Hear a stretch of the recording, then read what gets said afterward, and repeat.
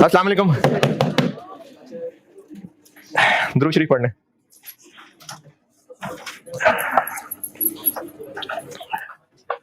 सवाल दिया था एक।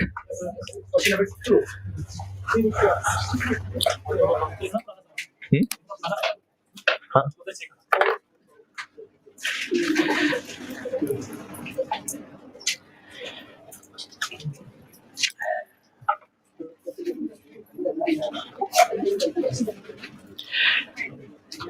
मिडवे सर्विसेज को एक कस्टमर से 4 मशीन्स इंस्टॉल करने का ऑर्डर मिला था और कंपनी ने अपने 4 इंजीनियर्स को इस काम पे लगा दिया और हर इंजीनियर के पास ये काम पूरा करने के 50 घंटे हैं। अगर वो काम जल्दी भी कर देगा तो भी कंपनी ने तय किया हुआ है कि उनको पैसे 50 घंटों के ही मिलेंगे। ये पहली 2 पैराग्राफ समझाए मैंने, दोबारा बता रहा हूं। एक कस्टमर से 4 मशीनें इंस्टॉल करने का ऑर्डर मिला है। ये सवाल होमवर्क दिया था। 4 मशीनें इंस्टॉल करने का ऑर्डर मिला है, हर मशीन इंस्टॉल करने पे 50 घंटे लगेंगे और अगर किसी इंजीनियर ने जल्दी भी इंस्टॉल कर ली फिर भी दूसरा पैराग्राफ, कंपनी की पॉलिसी है कि वो पैसे इन 50 घंटों के ही देंगे। 100 रुपए पर आवर इन 50 घंटों के ही होंगे। ये पहले 2 पैराग्राफ का मतलब है। अंग्रेजी पढ़ के अगर ना समझ आ रही हो किसी को ये बात तो बताइए। हाँ भाई, पहले 2 पैराग्राफ।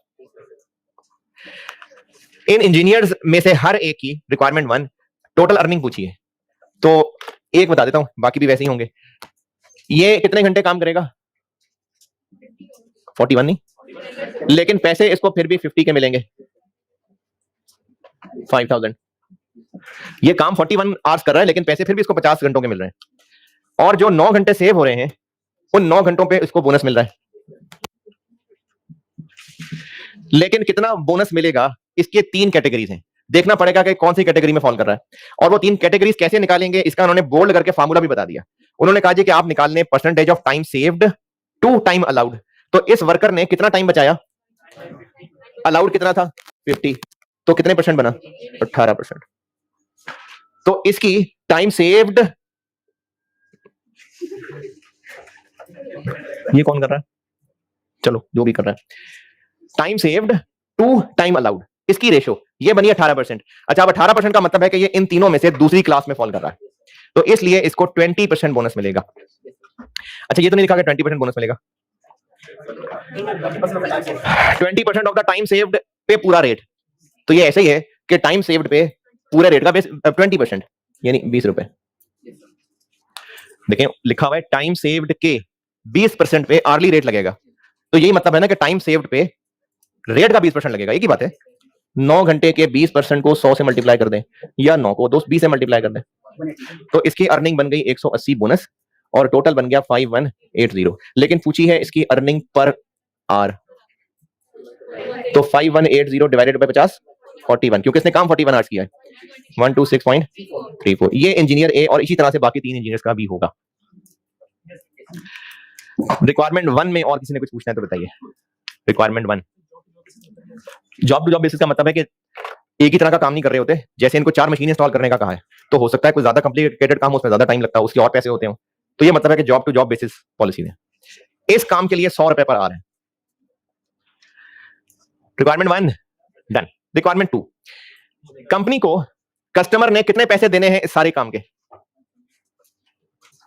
ये जो काम कस्टमर का हम करके दे रहे हैं, कस्टमर ने इस सारे काम के कितने पैसे देने हैं? नहीं बताए, नहीं बताए, नहीं बताए, वो चाहिए भी नहीं। In addition to the agreed amount, agreed amount यानी इस काम के जो पैसे ले रहे होंगे, इन एडिशन टू, उसके अलावा किस बात के पैसे हैं? कस्टमर ने कहा है कि अगर आपने टाइम बचा दिया हमारा तो हम आपको 150 पर आवर भी देंगे। अच्छा, ये जो बोनस था ये कौन किसको दे रहा है? ये कंपनी इंजीनियर को दे रही है, जबकि 150 की बात क्या हो रही है? वो कस्टमर कंपनी को देगा। तो कंपनी का ये एडिशनल रेवेन्यू है। एडिशनल रेवेन्यू का मतलब है इन एग्रीड के ऊपर। देखिए, अगर टाइम बचाने वाला बोनस ना होता तो हम लोग कस्टमर से पैसे तो लेते ना। किस बात के पैसे? 4 मशीनें इंस्टॉल करके देनी है तो उसका एक अमाउंट तय कर ली, उसके अलावा मजीद 150 पर आवर बोनस मिलेगा, तो इसलिए इसको एडिशनल कहा है। अब ये जो एडिशनल बोनस मिलेगा ये मिलेगा 150 पर आवर, कंपनी को मिलेगा। ये कंपनी का एडिशनल रेवेन्यू है। ये मैं रिक्वायरमेंट 2 समझा रहा हूं।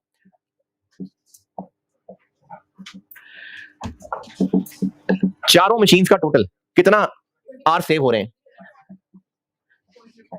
40। अगर पूछा होता ना calculate additional revenue earn by company तो ये आंसर है। एडिशनल किस चीज की बात हो रही है? टाइम सेव्ड की वजह से जो ज्यादा मिल रहा है, लेकिन पूछा है नेट, तो इसका मतलब है कि ये जो टाइम बचाने के हमें कस्टमर से पैसे मिल रहे हैं, तो नेट का मतलब है हम इस टाइम बचाने के अपने इंजीनियर्स को भी तो कुछ दे रहे होंगे, तो वो जो इंजीनियर्स को बोनस दे रहे हैं वो लेस हो जाएगा। चारों इंजीनियर्स का बोनस मिलाएं तो 640 बनता है। ये रिक्वायरमेंट 2 का आंसर। और इस क्वेश्चन को जिसने किया है मजीद कुछ पूछना है तो पूछें।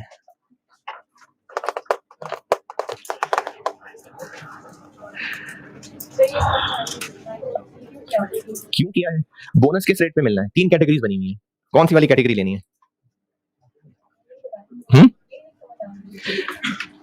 In order to speed up the installation work, company offered the engineers time saving bonus, और वो फॉलोइंग इंसेंटिव्स हैं। कंपनी ने कहा हुआ है कि अगर तो आपकी time saved to time allowed की रेशो परसेंटेज 0 से 10% के दरमियान हुई तो फिर आपको इतना बोनस मिलेगा। अगर आपकी percentage of time saved to time allowed 11 से 20% के दरमियान हुई तो फिर ये वाला बोनस मिलेगा, और अगर 20 से ऊपर हुई तो इतना बोनस मिलेगा। तो ये 3 क्लासेस हैं, 3 कैटेगरीज हैं। अब इंजीनियर ए किस कैटेगरी में फॉल कर रहा है, तो वो ये परसेंटेज निकाल के देखना पड़ा। Time saved to time allowed ये 18% आया, तो ये दूसरी कैटेगरी में फॉल कर रहा है, इसलिए 20% लिया जी। क्वेश्चन नंबर 2 में और कोई सवाल? कोई सवाल नहीं।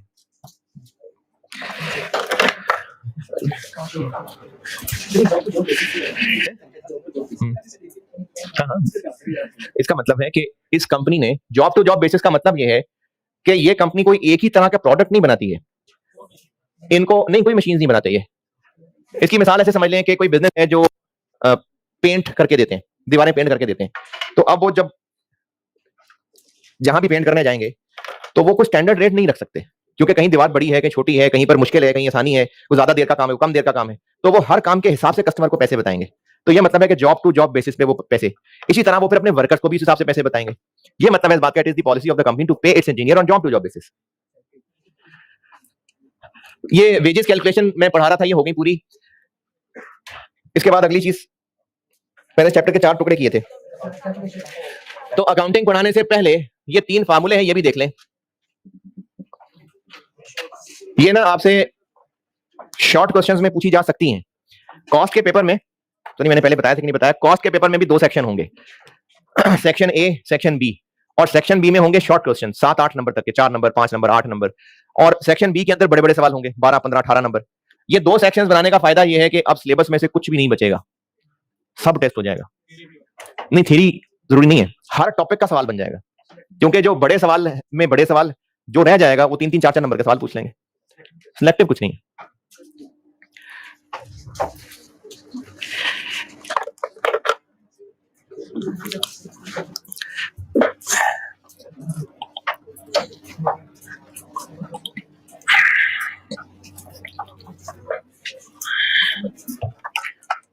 तो ये ना शॉर्ट क्वेश्चन में ये पूछा जा सकता है। इसके अलावा कुछ सवालों में ये कहीं ना कहीं हो सकता है कोई हिंट, कोई मिसिंग फिगर्स निकालने में ये काम आ जाए। एक रेशो है, इसको कहते हैं labour efficiency ratio. Labour efficiency ratio, अच्छा कुछ आवाम होगी शायद जिसने FR1 पढ़ा हुआ है, तो रेशोस किसकी निकाली जाती हैं? FR1 पढ़ा हुआ कह रहा हूं, पास किया हुआ नहीं कह रहा, पढ़ा हुआ कह रहा हूं। है पर यूनिट कॉस्ट का पता चलेगा है, कंपैरिजंस के लिए होते हैं, इंटरप्रिटेशन होती है फाइनेंशियल स्टेटमेंट, कभी जीपी कंपेयर करना है, कभी क्रेडिट पीरियड कंपेयर करना है, एफिशिएंसी कंपेयर करनी है। तो रेशोस का मकसद होता है कुछ चीजों को कंपेयर करना। जैसे अगर 2 स्टूडेंट्स या किसी एक स्टूडेंट के ही परफॉर्मेंस कंपेयर करनी है कि मैट्रिक में क्या रिजल्ट था, एफएससी में क्या था, ग्रेजुएशन में क्या था, तो मार्क्स कंपेयर करना फेयर नहीं होगा। परसेंटेज मार्क्स इसलिए नहीं क्योंकि टोटल मैट्रिक में कुछ और है, ग्रेजुएशन में कुछ और है, एफएससी में तो उतना उतना ही है तकरीबन, है मैट्रिक एफएससी बराबर ही नहीं, 1100 काफी साल पहले ये ज्यादा होता था, एफएससी ज्यादा होता था, मैट्रिक कम होता था। मैट्रिक में होते थे 850 और तब का किया मैट्रिक अच्छा 850 होते थे और एफएससी में 1100 होते थे। तो मार्क्स कंपैरिजन की बजाय परसेंटेज, तो उसमें कंपैरिजन आसानी होती है, इसलिए रेशियोज निकाली जाती हैं कुछ। तो एक है लेबर एफिशिएंसी रेशियो, इसका फार्मूला है standard hours per unit divided by actual hours. ये वही है जो बोनस कैलकुलेशन में निकाल रहे थे, स्टैंडर्ड आवर्स, एक्चुअल आवर्स, ये वही है। और चूंकि आंसर परसेंटेज में चाहिए तो मल्टीप्लाई बाय 100। एक रेशियो हो सकती है, इसको कहते हैं लेबर कैपेसिटी रेशियो। इसका फॉर्मूला होता है total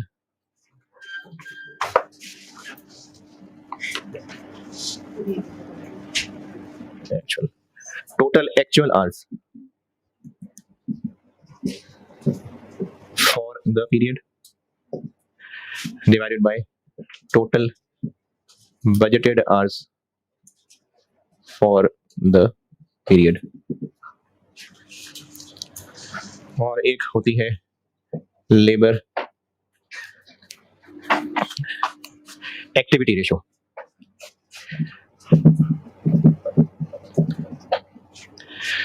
total standard hours for the period और total budgeted hours for the period।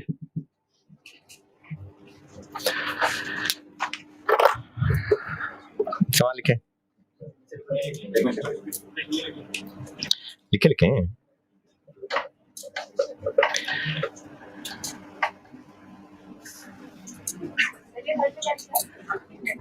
Labour activity ratio.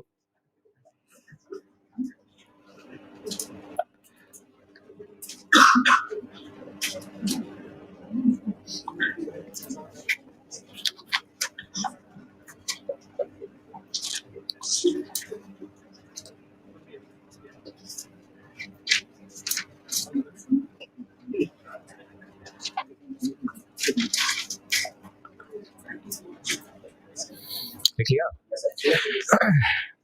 Standard, जल्दी लिख यार, जल्दी लिख। चलो लिख लिया। Standard hours per unit, standard hours, सवाल लिखवा रहा हूं इन फार्मूलों की प्रैक्टिस के लिए। Standard hours per unit 4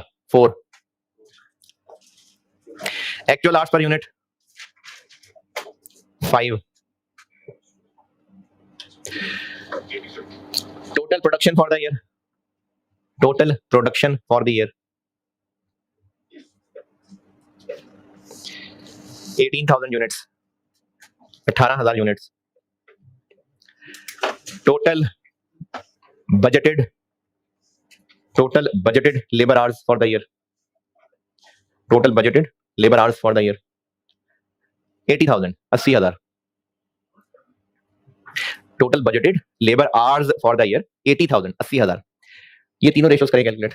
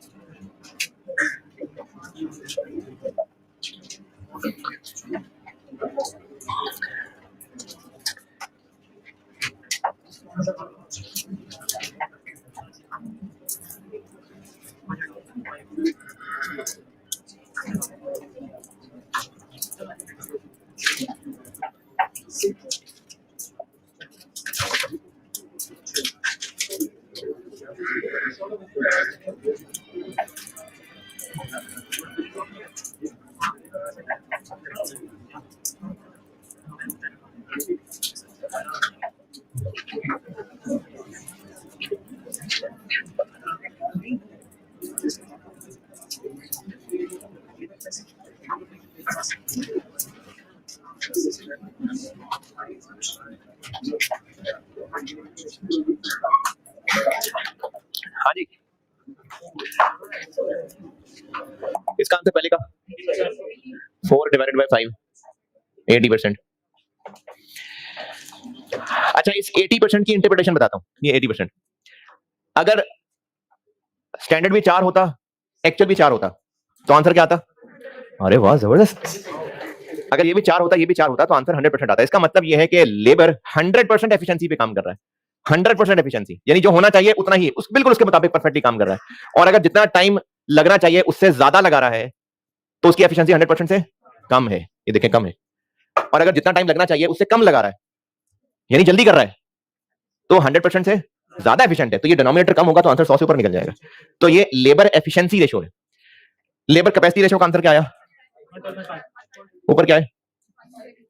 5 into 18,000 90,000 divided by 80,000 12 point. ये रेशो ना जस्ट एक कंपैरिजन है कि साल के शुरू में क्या सोचा था टोटल कितने आवर्स काम होंगे और एक्चुअली कितने आवर्स काम हुआ। ये जस्ट इनका एक कंपैरिजन है। और इसका आंसर क्या बना? 72,000 डिवाइडेड बाय 80,000। इसकी इंटरप्रिटेशन नहीं बताऊंगा, ये वेरिएंस में होगी ये चीज डिस्कस, अभी ये रहने दें, बस कैलकुलेशन की हद तक बहुत है। ये रेशियोज हैं, ये टेस्ट हो सकती हैं, छोटे छोटे सवाल। अब करते हैं डेबिट क्रेडिट।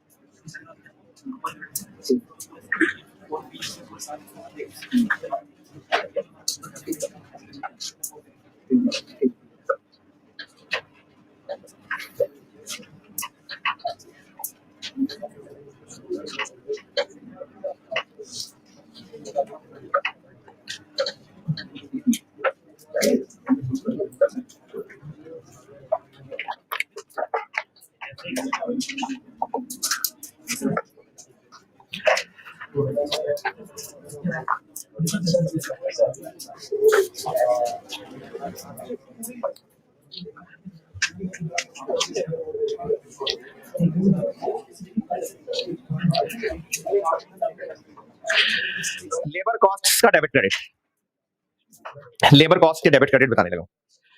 अच्छा, जिस तरह मैंने इन्वेंटरी वैल्यूएशन की एंट्रीज बताई थी ना, बताई थी, trading business, manufacturing business, raw material, finish goods, 3-4 entries थी। इसी तरह से ना लेबर कॉस्ट में भी 4 एंट्रीज करनी है मैंने।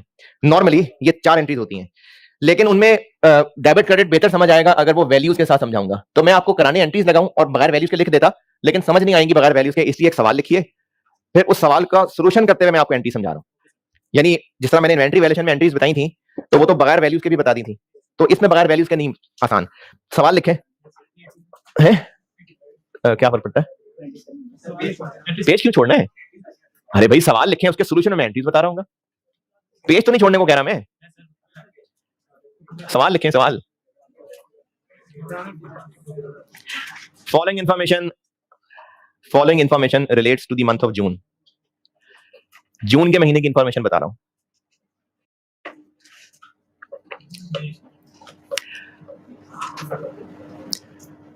Total salaries and wages, number 1 लिखें बात, total salaries and wages, total salaries and wages 5 lakh रुपए, 500,000। नेक्स्ट लिखें, advances paid against salaries 75,000। Advances paid against salary का है मैंने 75,000। नेक्स्ट लिखें, 10% is deducted, 10% is deducted in respect of employees contribution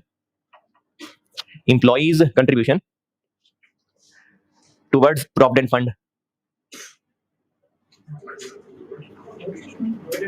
ji provident fund tax में पढ़ा होगा शायद, आज ही पढ़ा है। नेक्स्ट पॉइंट, बल्कि इसी में लिख लें, नेक्स्ट इसी में कंटिन्यू कर लें।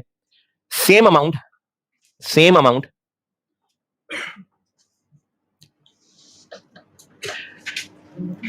is required, same amount is required from employer, same amount is required from employer to contribute to provident fund, to contribute to provident fund. Next लिखें जी, नेक्स्ट पॉइंट लिखें, income tax deducted, income tax deducted from salaries, income tax deducted from salaries,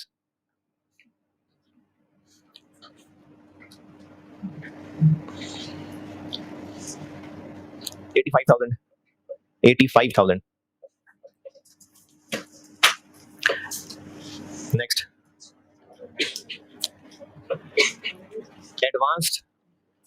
advanced salaries adjusted, advance salaries adjusted भी कह सकते हैं, deducted भी कह सकते हैं, डिडक्टेड 20,000 रुपए, 20,000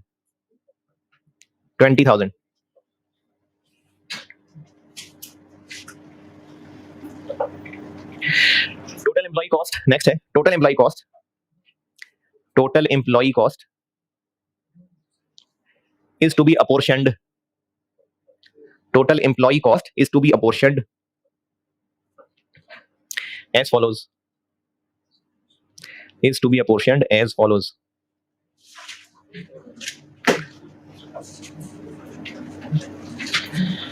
अब as follows में लिखें, direct labour 65%, 65%, indirect labour 20%, 20% administrative and sales staff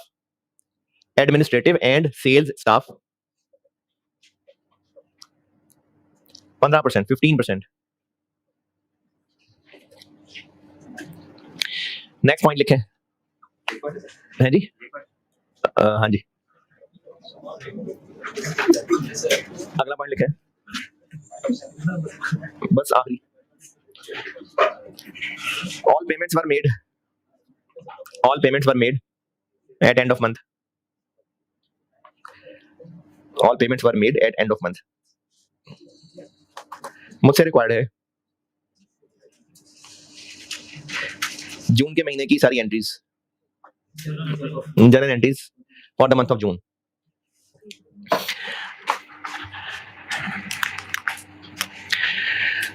अगर ड्यूरिंग द मंथ एम्प्लॉइज को एडवांस दिया है, अगर यानी एडवांस अगर पे होता हो, अच्छा अब यही चीज मैं यहां बता रहा हूं ना, ये मैं बगैर वैल्यूज के बताता तो मैं ऐसे ही बताता कि ये करते हैं तो ये एंट्री, ये करते हैं तो ये एंट्री, लेकिन वैल्यूज यूज कर रहा हूं उससे समझने में बेहतरी होगी। एडवांस पेड टू एम्प्लॉइज, जी सॉल्यूशन है ये अभी सवाल का सॉल्यूशन है। एम्प्लॉइज को एडवांस दे रहे हैं, क्या एंट्री होनी चाहिए? एडवांस दे रहे हैं एम्प्लॉइज को, advance to employees debit, advance to employees क्यों डेबिट? ये एसेट है और कैश क्रेडिट, और इस सवाल की वैल्यूज ले लें तो 75,000 एडवांस दिया ना, क्या?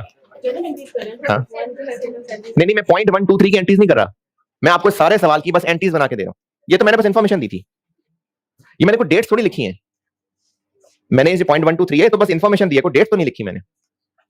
ये जो मैं एंट्रीज बता रहा हूं ना, ये बस रैंडमली 3-4 एंट्रीज बता रहा हूं, ये जरूरी नहीं कि नंबर 1 पे यही एंट्री होगी। जैसे मैंने इन्वेंट्री वैल्यूएशन की एंट्रीज बताई थी कि खरीदेंगे तो क्या एंट्री, बेचेंगे तो क्या एंट्री, सेल होगी तो क्या, रिटर्न होगी तो क्या, ये एंट्रीज बता रहा हूं, बस वैल्यूज ले ली हैं बस। एक ये है एंट्री, फिर इसके अलावा जो पूरे महीने की सारी कैलकुलेशंस होती हैं, सैलरीज, वेजेस, सब बेसिक, बोनस, ओवरटाइम सब मिला के, उसको पेरोल भी कहते हैं, उस सबको मिला के पेरोल कहते हैं। तो एक एंट्री होती है उसको कहते हैं पेरोल को रिकॉर्ड करना, रिकॉर्डिंग पेरोल, पेरोल को रिकॉर्ड करना।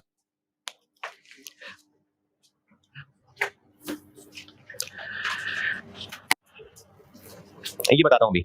अच्छा जिनको प्रोविडेंट फंड का बिल्कुल आइडिया नहीं है, टैक्स पढ़ाई नहीं है या पढ़ा था और नेकी समझ के भूल गए, मैं प्रोविडेंट फंड बताता हूं। अगर एक एम्प्लॉय को सैलरी कही है कि आपको हम 100 सैलरी दिया करेंगे, लेकिन आपको पेमेंट करते हुए 10 डिडक्ट कर लिया करेंगे और प्रोविडेंट फंड नामी एक डब्बा होगा, ये 10 उसमें डाल देंगे। फिर इसके अलावा इनकम टैक्स काटेंगे, लेट्स से 22, बाकी जो है ना वो कैश देंगे आपको 68।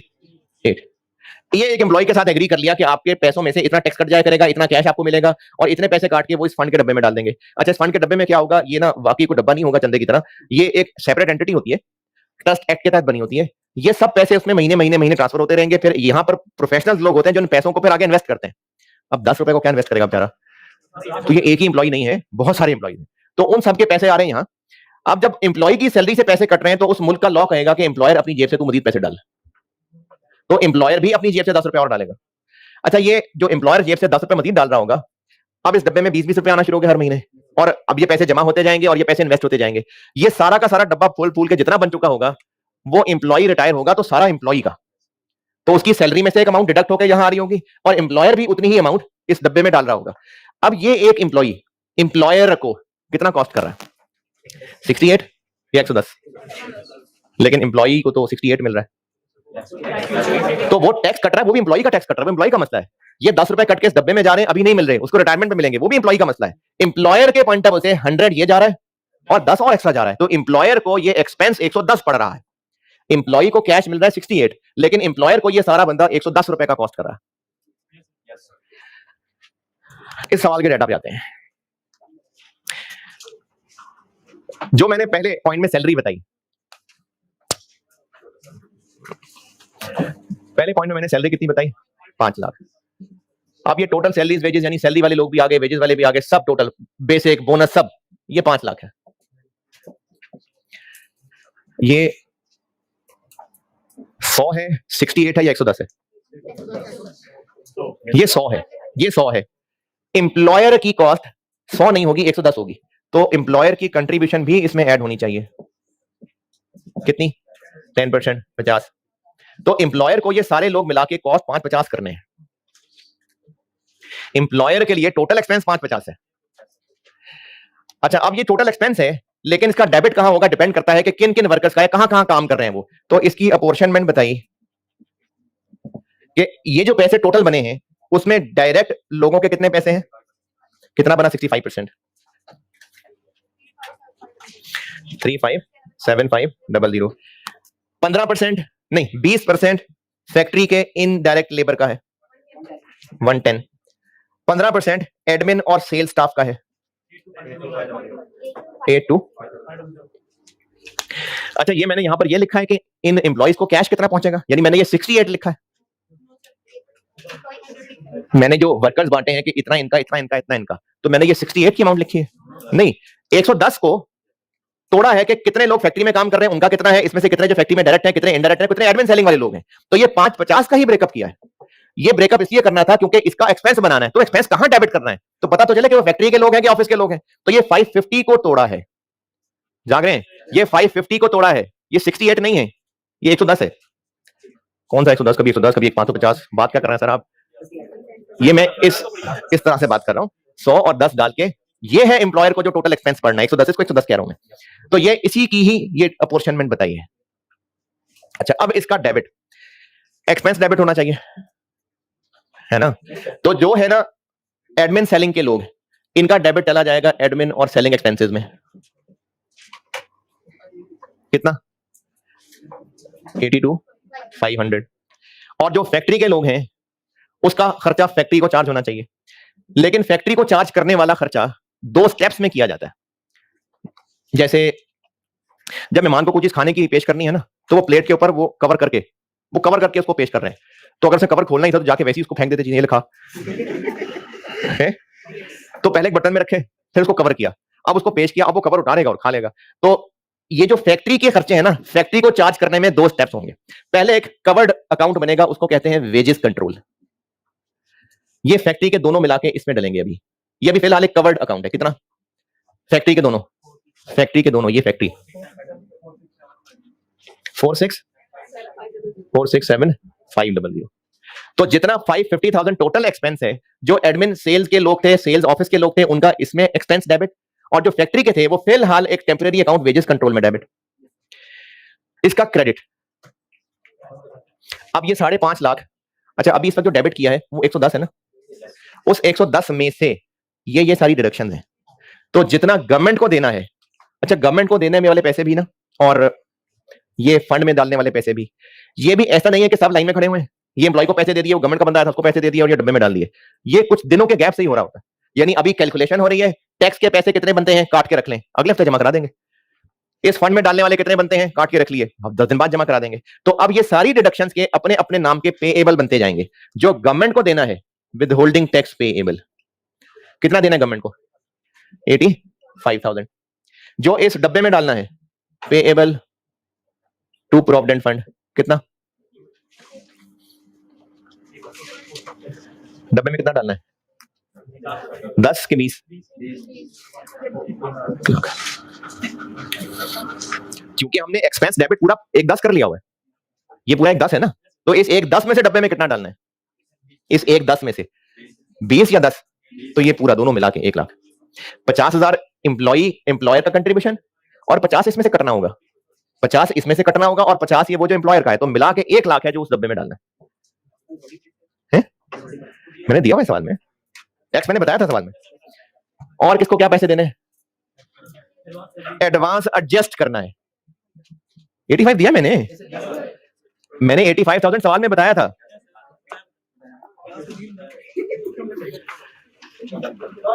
जो जाग रहे हैं देखें रजिस्टर में मैंने लिखवाया था ये।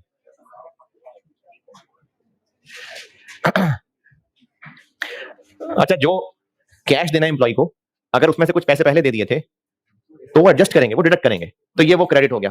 कितना डिडक्ट कर रहे हैं, 20,000।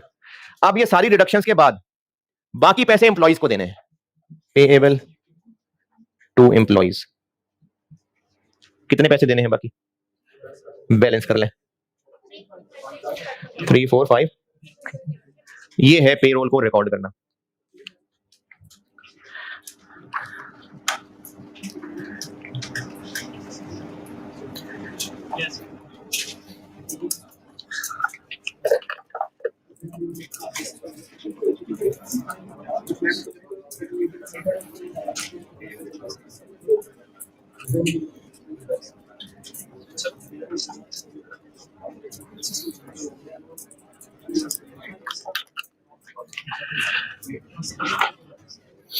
ये अभी कहां डेबिट किया है, ये वाला, ये वेजेस कंट्रोल का ये कवर है। अब अगले स्टेप में इस कवर से निकाल के जहां जहां चार्ज करना है वो चार्ज करेंगे, इसको कहते हैं चार्जिंग पेरोल, यानी पेरोल को चार्ज करना। वेजेस कंट्रोल के शॉपर में बंद करके भी यहां लिखा है। अब उस शॉपर को खोल के इन दोनों का अलग अलग डेबिट आएगा। इन्वेंट्री वैल्यूएशन, जब मटेरियल स्टोर से निकाल के प्रोडक्शन को इशू करते हैं तो डेबिट क्या होता है, manufacturing business, raw material store से निकाला प्रोडक्शन को इशू कर दिया, रॉ मटेरियल इन्वेंट्री क्रेडिट, तो डेबिट क्या, हाँ work in process, cash debit, शाबाश। हाँ जी, मैं क्या कह रहा हूं, मैं पूछ रहा हूं इन्वेंट्री वैल्यूएशन वाला चैप्टर, शुरू के दिनों की बात है, इन्वेंट्री वैल्यूएशन वाला चैप्टर, रॉ मटेरियल की एंट्रीज, जब material issued to production process तो उसकी entry, work in process debit, पक्की बात है। एफओएच क्या, तो work in process debit, FOH debit.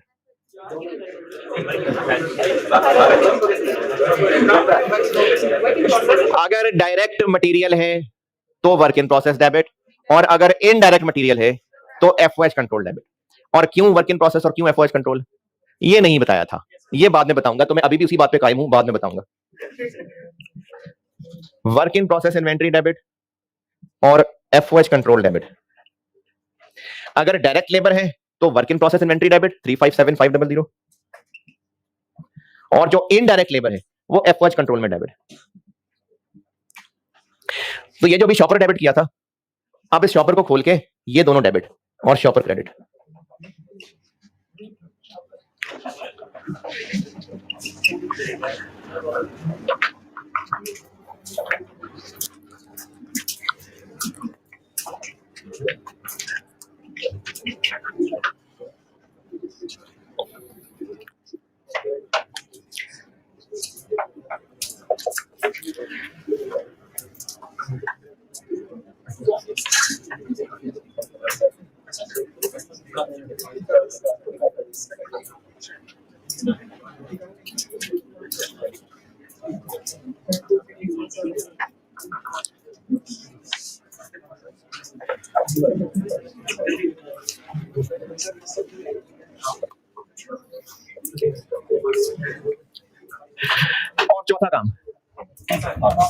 Last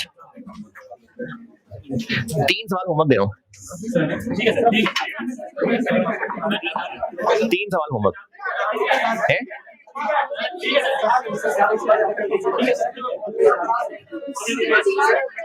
है जी,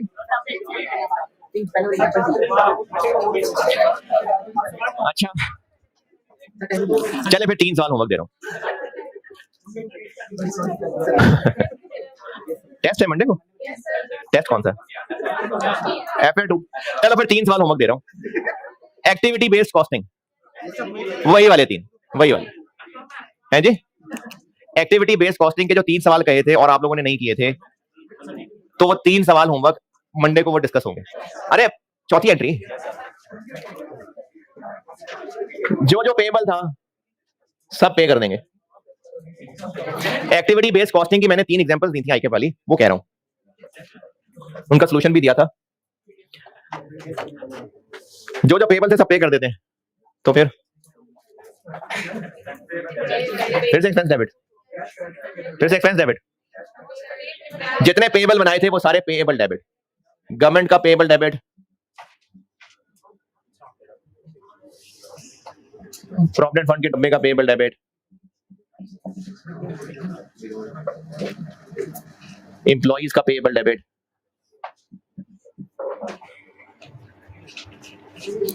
और ये सारा कैश क्रेडिट।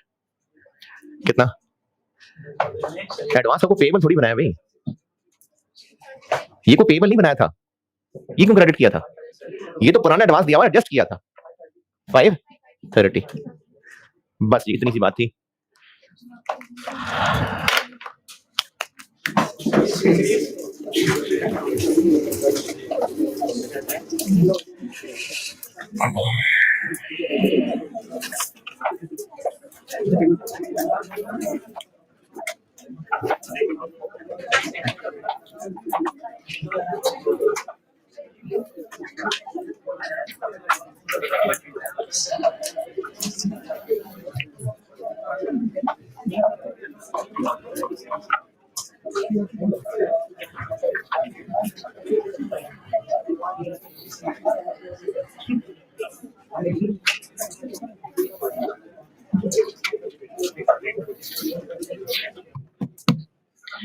ये मैंने ना पहले ऐसी ही एक बात हमसायों से रिलेटेड कही थी, और तब भी ये बात समझाई थी कि जब किसी टॉपिक के बारे में कहा जाता है ना कि इस टॉपिक को छोड़ने वाला पास नहीं होगा, तो इसका ऑब्जेक्टिव उस टॉपिक की इंपॉर्टेंस बताना है, और बताना इसलिए जरूरी है कि आपने इजी नहीं लेना उस टॉपिक को, बहुत इंपॉर्टेंट है। इसी तरह की ना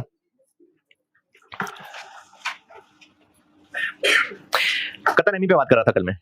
कतर अहमी कहते हैं अपने रिश्तेदारों से कट ऑफ कर लेना, और कट ऑफ करने का मतलब है कि जब जरूरत हो बात ना करना, खुशी ना करना, जरूरत के वक्त काम ना आना, ये कट ऑफ है। यानी जो जो होना चाहिए था वो कट कर लिया, कट ऑफ। ये इतना बड़ा मसला है। बुखारी 5984, सैयदना जुबैर बिन मुताम रज़ी अल्लाह तआला अन्हु से रिवायत है कि रसूलुल्लाह सल्लल्लाहु अलैहि वसल्लम ने फरमाया, कतर रहमी करने वाला जन्नत में नहीं जाएगा, कतर रहमी करने वाला जन्नत में नहीं जाएगा। इसी तरह की बात पहले मैंने एक दिन बताई थी कि वो शख्स जन्नत में ना जाएगा जिसका हमसाया उसके मकरो फरेब से महफूज ना हो। तो ये ना इनके इंपॉर्टेंस को शो करने के लिए, तो अगर आपकी फैमिली में मसाइल हैं, आपके माँ बाप लड़ाई डाल के बैठे हुए मामू से, खाला से, पप्पो से, ताया से, तो हिकमत बसीरत के साथ सोच समझ के इसमें रोल प्ले करिए। और अगर आप ये सोचते हैं ना कि या आपके बहन भाई ये कहते हैं कि अब्बू ने सारी जिंदगी उनसे बात नहीं की और अब अब्बू के मरने के बाद अब हम जाकर उनसे बात करें, तो बात नहीं करें तो इससे अब्बू की आत्मा को शांति नहीं मिलेगी। मतलब ये हमारी जबरदस्ती की बनाई हुई बातें। हो सकता है अब्बा जी को अजाब हो रहा हो सकता है कि उन्होंने खानदान से कट ऑफ करके रखा हुआ था, तो अब सुलह करवा लें। तो इसलिए जो लंबी लंबी खानदानों के अंदर दुश्मनियां होती है ना, ये कतर रहमी होती है। और मैंने कल भी कहा था कि सिला रहमी का मतलब ये नहीं है कि अगर कहीं रिश्तेदारियों में से नुकसान ही नुकसान पहुंच रहे हैं तो बार बार उनसे ट्रांजेक्शन करें, जाके नहीं ट्रांजेक्शन ना करें, लेकिन जरूरत के वक्त काम आना, खुशी में शेयर करना, खुशी का हिस्सा बनाना, इन्वाइट करना, खुशी में जाके सपोर्ट करना, दुआएं देना, मुश्किलों से बचाना, ये सब सिला रहमी है। तो कतर रहमी और हमसायों के साथ मसला ये इतने इंपॉर्टेंट क्रिटिकल है कि ये जो नहीं कर रहा, मतलब जो कतर रहमी कर रहा है, उसके बारे में फरमाने जन्नत में नहीं जाएगा। मंडे को मुलाकात होगी इंशाल्लाह।